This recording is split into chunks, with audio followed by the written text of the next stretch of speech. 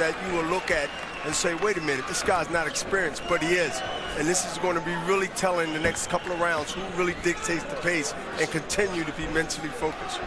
Philadelphia promoter Russell Peltz, promoter for Jason Sosa, longtime veteran of the sport, clearly one of the ranking boxing historians among all the people you'll find at ringside in present-day era, scoffs at the notion that, as Michael Buffer said, and I have said, that Lomachenko is widely regarded as the greatest amateur in history. Russell points out, hey, Laszlo Papp of Hungary won 3 Olympic gold medals, and that's true. But Papp did not win 396 out of 397 amateur fights, and he's not visible to us now. So maybe there's a natural, immediate presence or a prejudice for Lomachenko. Bias? No, anyone who loses 1 out of almost 400 amateur fights and wins 2 gold medals is on a short list for greatest amateurs of all time. Agreed. Absolutely. And Russell just, I wouldn't be fair to Russell if I did not quote what he said. And unlike Laszlo Papp, who never really gave it a go in the pros. And being from Philadelphia, I have to at least agree with Russell just to keep the things. Because he's from Philly. He's from Philly. But so, Lomachenko is attempting to also become one of the greatest pros ever, and there have been very few careers that have been this good, this fast. Lomachenko is smart. The last few fights I watch, he takes his time, but not to the point where he let the other guy get in a rhythm. He's still moving his feet. That's important through this fight. It's going to be the movement of positioning where he fires when he stops. No, that's a great point. He's not looking for first-round knockouts. He's not really looking for knockouts. He's looking to win the rounds in the best way he can and build a rhythm that continues to grow over the course of the fight, no matter how many rounds it goes. Great up and under left by Lomachenko. Momentarily knocked Sosa back into the ropes. Oh, Sosa heard that punch, and he also felt it. Lomachenko has really an accuracy and legs and foot combination because he continued foot-hands combination because he continued to throw punches based on the movement and the angles that he wound up being at. Sosa looks to be in sensational shape, Bernard. Are his muscles too tight? I think he's a little tight. I think he's also muscle-bound, which can also be a negative as the round goes if it goes deep into rounds because the arms become heavy. Yeah, if you had picked a winner in Vosdick versus Gonzalez before the fight, you would have said, oh, look at Gonzalez's upper body. He's built like a battleship. Yeah, and but Vosdick was leaner. Yes, but anybody in boxing that knows the sport, you know, muscle-bound don't necessarily means quick or power. It just means you got a good beach body to get everybody saying, ooh, ah. Lomachenko putting together some good combinations in round 1, landing that excellent left hand.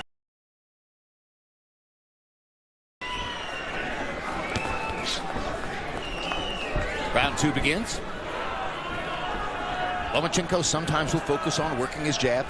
Sometimes he'll step inside and show you how well he fights at close range. Changes it up from time to time. Jason Sosa wants to get close. Getting close for Sosa is really a good thing, but he must not stay close and not punch. He has to stay active once he's inside because if he don't, Lomachenko will counter, and he also would spin him and be on the angles and throw many combinations that Sosa would not be able to handle. Lomachenko is one of those fighters who has so many oh my god did you see that moves, like a rapper with punchlines where you got to keep rewinding because they're coming so fast at you, you don't remember, you can't keep up with them all. And real boxing heads always have a special affinity for that kind of fighter. And already you hear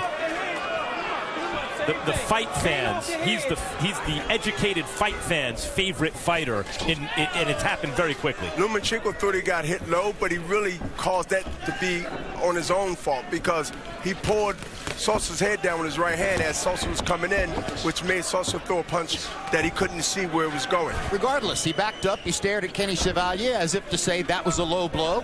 Chevalier stepped forward and said something to Sosa. So in effect, Lomachenko ruled it a low blow. Yeah, well, if he wanted to be the referee and the fighter, then Sosa has an opportunity now to capitalize on a distraction that Lomachenko might be facing. But, you know, right now, the spin move, I just said it earlier, he's going to continue to get on angles. He's just looking for position to let those hands go. I mean, until the pretty recent past, you didn't see fighters who weren't American fighters fight the way Lomachenko fights. Good straight left hand. Not even Pernell Whitaker? Right.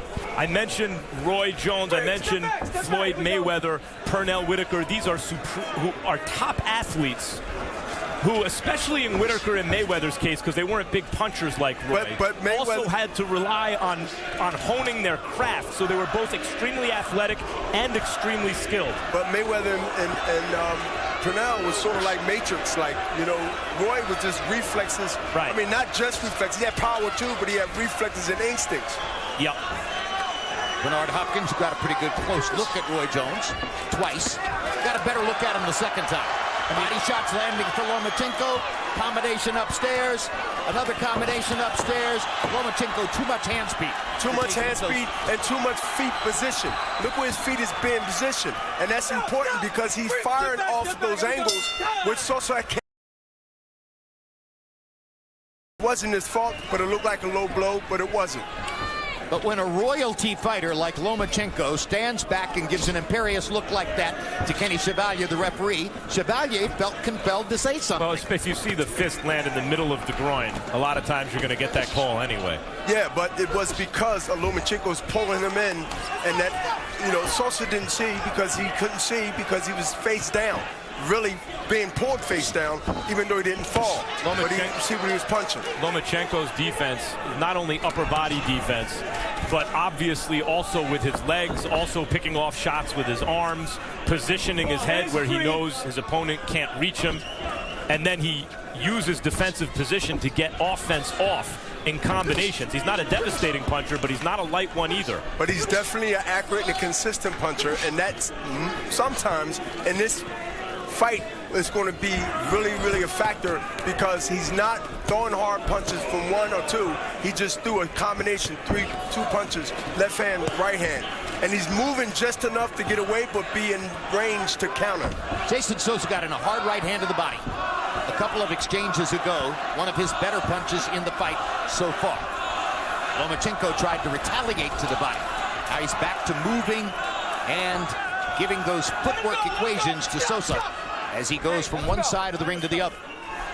Harold Letterman, the last time we saw Lomachenko dismantle Nicholas Walters, who's a top fighter, compared him to Willie Pep, except Willie Pep didn't have this offense.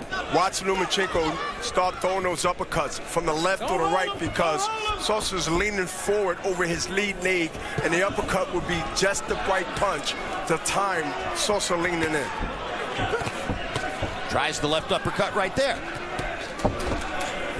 That great featherweight, one of the greatest fighters who ever lived, but rarely stopped anyone. Lomachenko's, he makes you pay. The defense gets you out of position. He makes you pay with that offense. And he makes you fight not to get knocked out more than just win the fight. And Sosa's starting to be pressured mentally to not try to get either knocked out or knocked down. And he's trying to avoid that right now.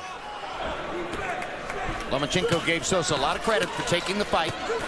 Sosa had the option of going to Panama to fight Jezreel Corrales for a WBA title, but he and his promoter, Russell Peltz, didn't like the idea of having to fight on Panamanian turf against a Panamanian fighter, and they chose this instead. If you look at Lomachenko, he takes those steps to the right and to the left, sort of like Mike Tyson used to do to set up his punches from the right or left.